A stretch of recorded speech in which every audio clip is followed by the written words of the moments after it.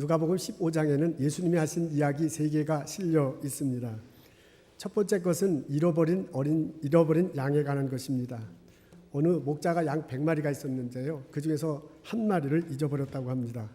목자는 99마리의 양을 들판에 두고요. 한 마리 양을 찾기 위해서 산 넘어 물 건너갑니다. 극적으로 양을 찾자 기쁜 마음으로 돌아와서요. 벗들과 이웃들을 초청해서 함께 잔치를 베풀었습니다. 두 번째 이야기는 잃어버린 은전에 관한 것입니다. 어느 여인이 은전 10개가 있었는데 방 안에 그 중에 하나를 잃어버렸습니다. 어렵게 찾아서 이렇게 찾고 난 다음에 그것이 너무나 기뻐서 친구들과 이웃들을 불러서 그리고 같이 잔치를 벌이는 장면입니다. 마지막 이야기는 지난 2주 동안 우리들이 읽었던 두 아들에 관한 이야기입니다. 둘째 아들이 아버지에게요, 자기의 돌아올 재산을 달라고 하잖아요. 그것을 가지고 외국에 가서 다 써버리고 말았습니다. 그리고 집으로 돌아왔는데 아버지가 환영하는 그런 내용입니다. 이것을 보고 두 큰 아들이요, 배아파하잖아요. 그리고 화를 냅니다. 그 화를 내는 큰 아들을 다독이면서 잔치에 참석하자고 말하는 내용입니다.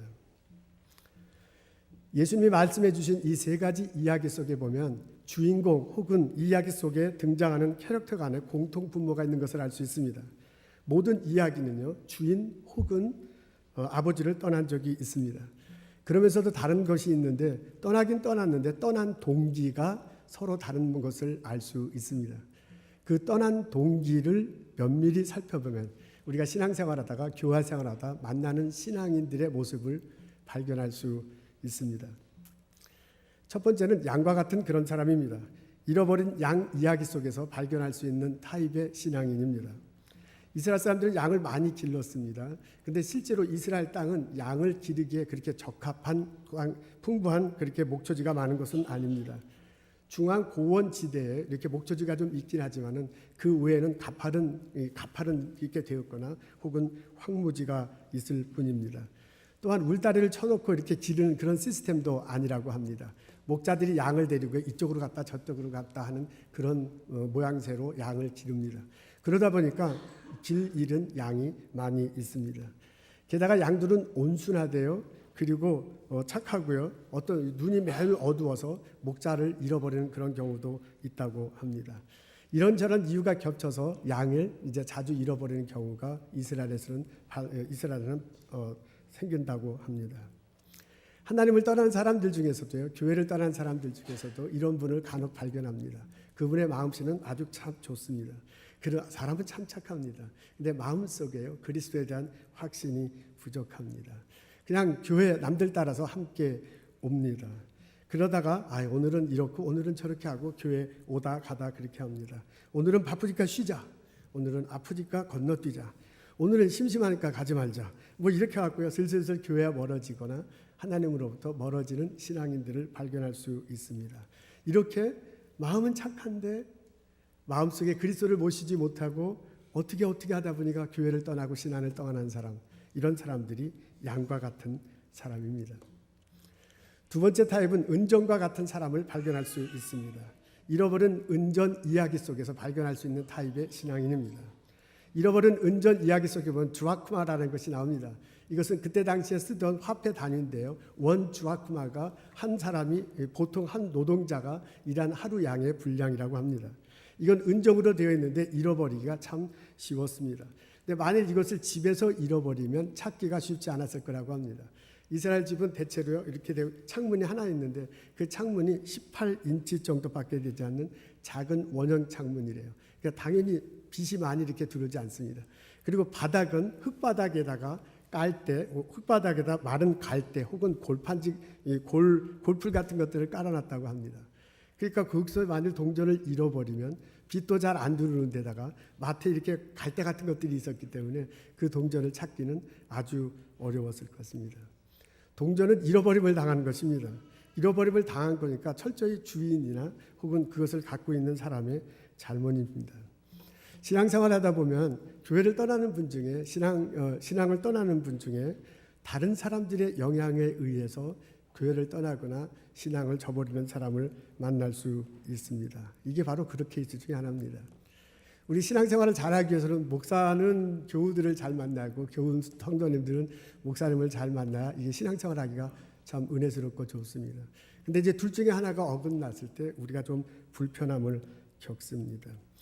목사님이 잘못할 수도 있습니다. 리더로서 교회를 잘 이끌어가고 성도들을 섬겨야 되는데 그렇지 못한 경우도 발견합니다. 교우들의 마음을 아프게 할 수 있습니다. 신앙의 회의를 품게 만들 수도 있습니다. 제가 그런 사람이 되지 않도록 저를 위해서 기도해 주시면 참 고맙겠습니다. 우리가 같이 신앙생활 하는데요. 같이 신앙생활 하는 사람이 어떤 마음과 태도를 갖고 있는가가 상당히 중요합니다. 특히 처음 교회에 자기를 데리고 왔던 그 사람들이 어떤 마음과 태도를 갖는 것이 굉장히 중요합니다. 혹은 신앙생활 할 때 어려움이 있을 때 가서 만나서 이런 어려움이 있다 저런 어려움이 있다고 상의하는 그 상대 있잖아요. 그 사람의 신앙 색깔이 상당히 많은 영향을 미칩니다. 그 사람들이 말씀에 입각해서 살고요. 기도하면서 살고요. 겸손하고 봉사하고 사는 모습을 보이면 옆에 있는 사람이 원래 저렇게 신앙생활 하는가 보다 하고요. 그 사람의 영향을 받아요. 그래서 자기도 모르게 말씀 읽고요. 자기도 기도하고요. 겸손하게 남들 위해서 봉사하면서 살아갑니다. 그렇게 빨려 이렇게 들어가요. 근데 또 다른 경우도 있게 되는 것을 볼 수 있습니다. 어떤 분들은 매일 불평해요. 자기 자랑해요. 교만해요. 그리고 남들 비판하는 것을 아주 즐겨요. 이런 사람들의 같이 가서 같이 신앙생활하거나 그 사람의 영향을 받으면 나도 모르게 자꾸 불평하게 되고 나도 모르게 남들 비판하게 되고 나를 모르게 이렇게 저렇게 핑계대는 핑계대는 것을 볼 수 있습니다. 이렇게 해서요. 남들에게 자주 잘 영향을 받는 어떤 분들은 남들에게 잘 영향을 받아서 좋은 신앙생활을 하기보다는 남들에게 계속 영향을 받다 보면 그게 나쁜 것들이 쌓여서 오히려 신앙을 떠나고 교회를 떠나는 그런 사람들을 보게 됩니다. 지도자 혹은 같이 신앙생활하는 사람 때문에 시험 들어서 교회를 떠나고 신앙생활을 떠나는 사람이 바로 이런 케이스에 속합니다. 세 번째는 둘째 아들과 같은 그런 사람입니다.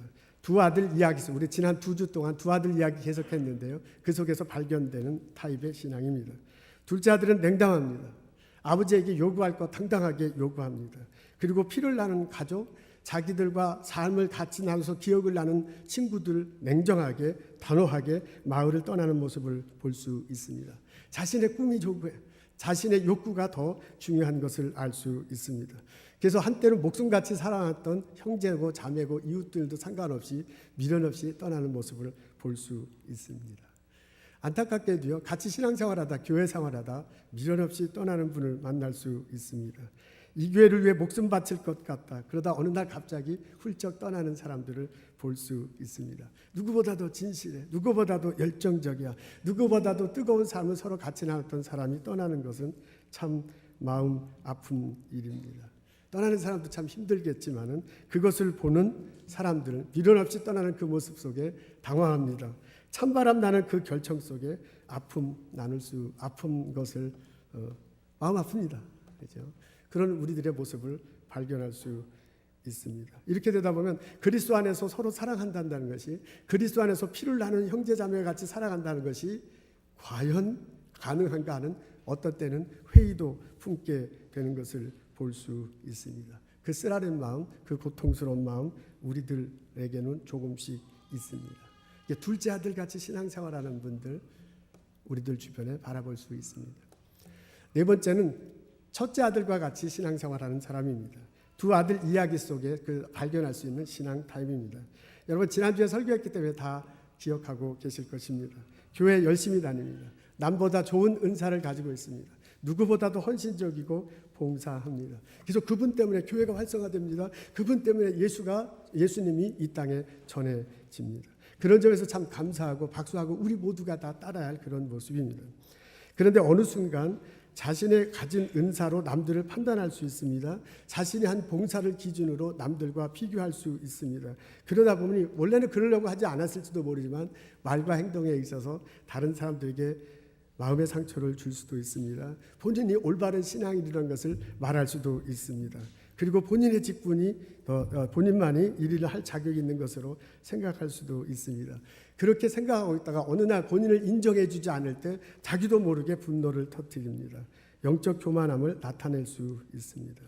아버지 곁에 있어요. 그래서 한 번도 거역한 적이 없어. 아버지를 위해서 늘상 봉사해 왔어. 그런데 작은 아들이 오자 분노하는 큰아들, 그 큰아들의 모습을 그 큰아들의 모습을 볼 수가 있습니다. 이런 사람들을 우리 주변에 간혹 발견하게 됩니다. 이분은 항상 아버지 곁에 있었지만 냉정하게 생각하면 아버지 곁에 없었는지도 모릅니다. 여러분, 우리 누가복음 15장에 보면 이렇게 세 가지 이야기를 읽을 수 있습니다. 예수님이 하신 이 세 가지 이야기 속에 신앙생활하는 네 가지 타입의 사람들을 발견할 수 있습니다. 마음은 착합니다. 그러나 이 마음 속에 예수 그리스도에 대한 고백이 없습니다. 없습니다. 어떤 분들은 다른 사람에게 참 영향을 참 많이 받습니다. 그래서 시험 들었다는 그걸로 교회를 떠나거나 신앙을 떠나는 분을 볼 수 있습니다. 어떤 분들은 하나님이 나에게 무엇을 요구하고 내가 순종한다기보다는 내가 원하는 것이 무엇이냐, 나의 꿈이 무엇이냐를 생각하고 교회와 신앙생활을 떠나는 분을 볼 수 있습니다. 어떤 분들은 우리 같이 신앙생활을 하지만 진정으로 하나님에 대한 복종과 하나님의 사랑은 없을지도 모르는 그런 모습을 보이는 사람들 볼 수 있습니다. 여러분 어떻습니까? 누가복음 15장을 읽으면 만날 수 있는 이 네 가지 타입의 사람들, 네 가지 타입의 신앙인들, 그런 사람들 내 주변에 있지 않습니까? 여러분 어떻습니까?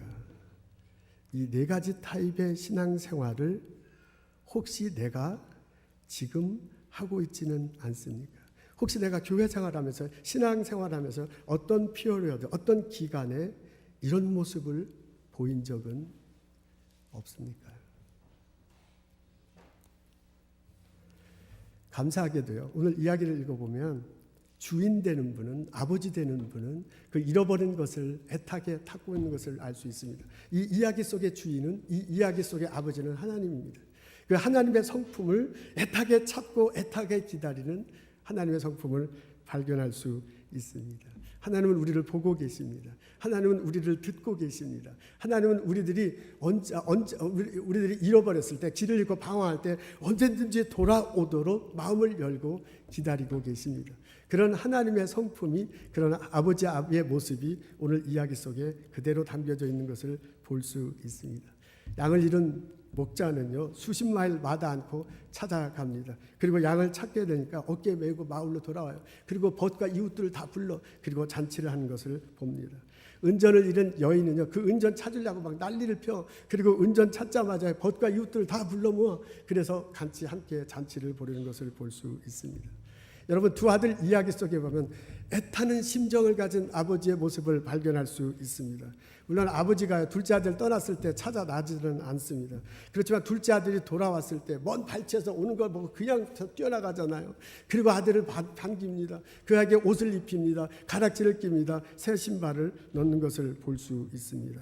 이 짧은 행동 속에서요, 이분이 비록 둘째 아들을 찾으러 가진 않았지만은 둘째 아들한 애탐이 얼마나 기쁜지, 둘째 아들을 얼마나 애타게 기다렸는지를 알 수 있습니다. 말은 못하지만 속 끓고 애타는 심정으로 아들을 기다렸을 것입니다. 몸은 그렇게 따라가지 않지만은 마음만은 수백 번도 수천 번도도 둘째 아들을 찾아갔을 것입니다. 그게 아버지 심정이야. 그게 아버지 마음이야. 그래서 둘째 아들이 왔을 때 그냥 와서 덜썩 껴안는 모습을 볼 수 있습니다. 여러분, 첫째 아들의 이야기 속에서도 아버지의 심정이 어떤지를 알 수가 있습니다. 둘째 아들이 돌아왔다는 소식에 큰아들이 분노하잖아요. 나는 저런 녀석하고 같은 지붕에 살 수 없습니다. 같이 밥 먹는 거, 잔치하는 거 도저히 용납할 수 없습니다. 그 아들 심정을 읽잖아. 그게 담담하고 아버지가 아들에게 과요. 너는 항상 나와 함께 있었다. 내 것이 다 내 것이 아니냐. 잃어버렸던 아들을 찾았다. 죽었다 생각하는 아들이 다시 돌아왔다. 라고 말하면서요, 겸손하게 절대로 꾸준하지 않고요, 아들이 돌아오도록 초청하고 잔치에 참여하기를 요청하는 것을 볼 수 있습니다. 이 이야기 속에 나는 아버지는요, 나를 항상 찾는 아들. 이 이야기 속의 아버지는요, 이 이야기 속의 어머니는요, 그런 하나님은요, 나를 보고 계셔, 나를 듣고 계셔, 내 방황하는 것을 안타깝게 생각하셔. 그리고 언제든지 돌아오면 기쁜 마음으로, 즐거운 마음으로 받아들이고 잔치하는 그 아버지, 그 어머니, 그 애타는 심정이 나타나 있는 것을 알 수 있습니다. 이것이 하나님의 모습이라면, 이게 우리가 믿는 아버지 하나님, 어머니 하나님의 그 어머니 같은, 아버지 같은 하나님, 어머니 같은 하나님의 심정이라면 우리가 할 일은 분명합니다. 우리 때로 살아가다 방황할 수 있습니다. 우리 때로 살아가다 낙심할 수 있습니다. 내가 마음이 착한 거로 인해서 슬며시 있을 수도 있고요. 다른 사람에게 그냥 너무 마음이 많이 노출돼 갖고 시험 들어서 그럴 수도 있고요. 내 욕망을 찾아서 그럴 수도 있고요. 그냥 본인은 열심히 한다고 생각하는데 그렇지 않으니까 그럴 수도 있습니다. 어떤 상황이든 어떤 환경에 있든지 그거보다 더 중요한 것은, 이게 아버지 마음이라면, 이게 하나님의 심정이라면, 중요한 것은 아버지 하나님께 가서 내 마음을 드리는 것입니다. 근데도 안타깝게도요, 많은 사람들이 한번 교회를 떠나면 다시 교회 들어오기가 쉽지 않은 것 같습니다. 근데 정말 애꿎게도요, 많은 분들이 신앙에 한번 떠나면 다시 그 신앙생활로 오기가 참 어려운 것 같습니다. 이제 그런 환경에 있는 분들도 마음 아프고요, 그런 사람 보는 것도 참 어둡지만은, 또 우리를 애타게 하는 사람들도 있습니다. 그런 분은 어떤 분이냐면, 교회 울타리에는 와 있어. 근데 교회 울타리 안에서 벌어지는 잔치에 진정으로 참석하지 못하는 사람들을 볼 수 있습니다.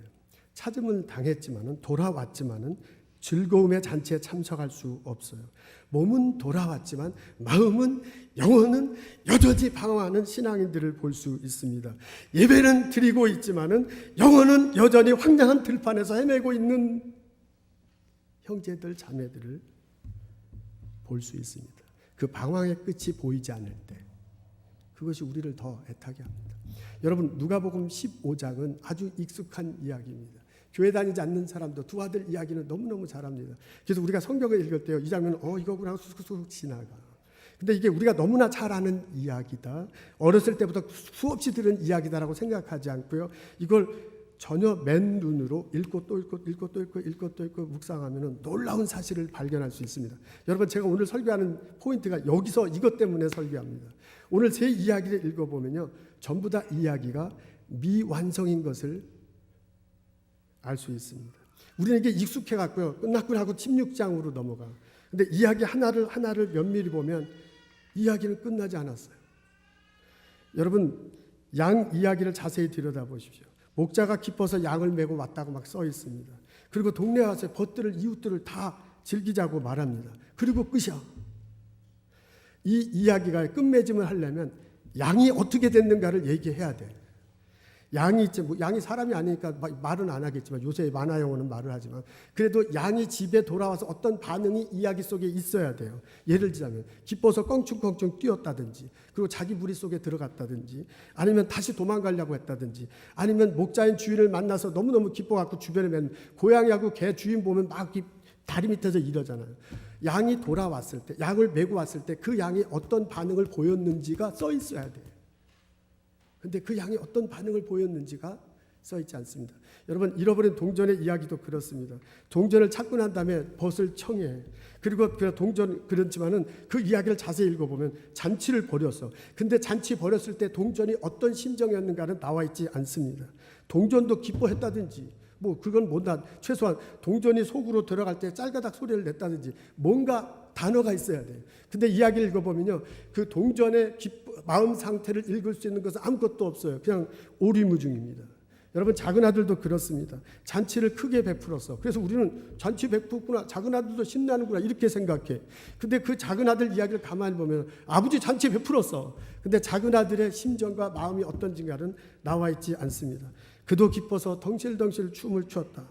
아니면 시무룩하게 대청마루에 가서 앉아 있었다. 아니면 살며시 자기 방으로 들어가 낮잠 잤다. 하여간 그 돌아온 아들이 잔치가 벌어졌을 때 뭔가를 했어서가 묘사돼 있어야 돼요. 오리무중이야. 작은 아들의 마음은 어떤지 몰라요. 여러분, 큰아들 심정도 똑같습니다. 둘째 때문에 화났어. 그래서 막 분노를 해. 그래서 아버지가 와서 막 달래잖아. 너 이러면 안 된다. 그리고 잔치에 초청됐어. 그 잔치에 초청된 그 큰아들이 어떤 행동을 했는지, 과연 아버지 따라 곧 들어갔는지, 나는 도저히 안 되겠습니다 하고 옆마을로 갔는지 끝이 나오지 않는 것을 볼 수 있습니다. 첫째 아들의 마음이 오름이 줍니다. 여러분 누가복음 15장을 읽어보면 우리가 늘상 읽어왔기 때문에 어렸을 때부터 수없이 들어왔기 때문에 이것은 완성된 이야기로 생각해. 그런데 우리가 맨눈으로요 자꾸 읽어보고 분석해 들어가 보면 이것은 미완성된 이야기야. 이 이야기 속에 나오는 사람들은 다 오리무중이야. 그 사람의 마음이 어떤지 그 사람의 행동이 어떻게 했는지 나오지 못합니다. 목자는 찾아서 기쁜지 모르지만 양은 싫어할 수도 있어요. 동전을 찾은 기쁨이 여인에게 있을 줄만은 동전은 싫어할 수도 있습니다. 둘째 아들이 돌아온 것이 아버지에게 기쁘지만은 둘째 아들은 돌아와서 생각하니까 잘못했다. 괜히 왔다라고 생각할 수도 있습니다. 여러분 첫째 아들은 영영 그 잔치에 안 들어갔을지도 모릅니다. 전부 다 미완성이야. 우리는 완성됐다고 생각해.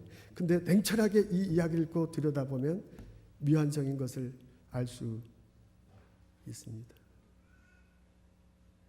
여러분 어떻습니까? 내 모습 같지 않습니까? 우리가 몸은 이 자리에 와 있어. 우리가 몸은 이 시간에 다 같이 모여 있어. 우리는 이것이 하나님께 예배라고 생각하고요. 우리는 이것이 먼 훗날에 있을 하나님 앞에 찬양드리고 잔치 벌일 것의 한 모형이라고 생각해. 이것은 천국에 있을 잔치의 한 모습이야. 이 잔치에, 이 모습에, 이 시간에 내가 몸이 와 있는데 내 영혼이 정말 이 시간에 있습니까? 내 마음이 정말 이곳에 있습니까? 예수님이 신령과 진정으로 예배드려야 하는데 내가 진짜 신령과 진정으로 예배 참석합니까? 내가 영혼을 바쳐서 잔치의 즐거움으로 함께 있습니까?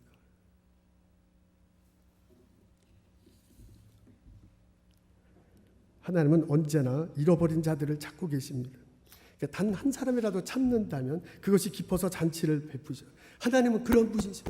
하나님은 그런 아버님이세요. 하나님은 그런 어머니죠.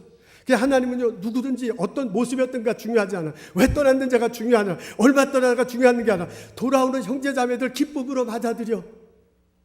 근데 그렇게 기쁨으로 왔을 때 그 아버지 품에, 그 어머니 품에 있는 그 사람의 마음도 함께 기뻐하는가? 하나님은 그러기를 바라고 품에 안는데 정말 나는 그렇습니까? 내가 하나님 앞에 가는 것도, 내가 하나님 품에 앉아서 기쁨을 나누는 것도, 내가 그 잔치에 몸뿐만 아니라 마음이, 영혼이 진정으로 함께 있는 것도 결국 나에게 달려 있습니다. 내가 지금 이 시간 진심으로 신령과 진정으로 하나님 앞에 예배 드릴 때 내가 그 잔치에 마음과 영혼이 함께 참석하는 것입니다. 근데 내가 문을 닫고 있다면, 근데 내가 육신은 와 있지만 몸과 영혼이 그 잔치에 참석하고 있지 않다면 나에게는 아무것도 시작되지 않습니다. 우리가 완성된 이야기인 듯 하지만 미완성인 것처럼 우리가 하나님께 와서 정말 예배 드리는 것 같지만 그렇지 못한 우리들의 모습을 볼 수 있습니다. 여러분, 내가 이 땅에서 벌어지는 이 예배 잔치에 진정으로 참석하기 위해서는 내 마음속에 하나님을 모셔야 됩니다. 하나님이 나를 환영하고 사랑한 것처럼 내가 하나님 품에서, 아버지 품에서, 어머니 품에서 이분이 내 하나님이다, 이분이 내 어머니라는 걸 고백하고 느껴야 돼요. 그걸 어떻게 느낄 수 있느냐? 예수 그리스도를 분명히 믿고 고백하고 그 예수님을 통해서 하나님께 예배할 때 그것이 느껴지는 거고, 그것이 고백되는 것이고, 그것이 진정 하늘나라의 잔치의 예배에 참석하는 것입니다. 예수님이 십자가 달리시고 부활하셨다. 그것을 믿어 내 죄가 용서됐다. 이제 내가 천국에 대한 소망을 가지고 이 땅에 산다. 내가 언젠가 예수님 재림하셨을 때, 그 재림을 지나갔을 때 하늘나라에서 하나님, 예수님과 함께 하나님을 찬양하고 하나님을 예배하고 천국 잔치를 갖게 된다. 그 천국 잔치의 비전을 지금 예배 시간에, 지금 이 장소에서 내가 함께 누리고 있다라고 고백할 때, 그때 내가 이 잔치에 참석하는 것입니다. 그때 내가 이 예배의 신령과 진정으로 참석하는 것입니다. 그때 하나님께서 주시는 마음의 평화가 내 안에 깃들 것이고요. 내 안에 성령께서 임하시는 놀라운 축복을 느끼며 충만해질 것이고요. 내 앞에 하나님의 축복이 내 삶에 일어나게 될 줄로 믿습니다. 오늘 예배 참석한 우리 형제 자매들 앞에서 제가 도전합니다. 제가 기도합니다. 십자가 되시고 부활하신 예수 그리스도, 그것을 마음으로 믿고 마음에 모시고 입으로 시인하며 고백하며 예배드리는 나와 여러분 되기를 원합니다. 여러분 예배 시간에 십자가 다시고 부활하신 예수 그리스도를 앞에 놓고 내 죄를 용서해 주십시오. 내가 잘못했습니다. 내가 회개합니다. 내가 돌아왔습니다. 고백하며 용서를 구하는 나와 여러분 되시기를 기도합니다. 하나님의 따뜻한 사랑이, 하나님의 보살핌이 느껴지고 채워지는 나와 여러분 되시기를. 그래서 우리가 진정으로 예배드려, 그래서 우리가 진정으로 천국잔치에 참석하는 나와 여러분 되시기를 주님의 이름으로 축원합니다. 여러분 들리십니까? 목자가 양을 찾고 있습니다. 여러분 만져지십니까? 여인이 잃어버린 동전을 찾고 있습니다. 여러분 보이십니까? 저기 아버지가 뛰어나오고 있습니다. 여러분 그 아버지가 활짝 손을 변자로 나를 향해서 달려오고 있습니다. 여러분 느껴지십니까? 아버지가 어깨에 손을 얹고 나에게 말씀하십니다. 잔치에 참석하자. 내 동생이 돌아왔다.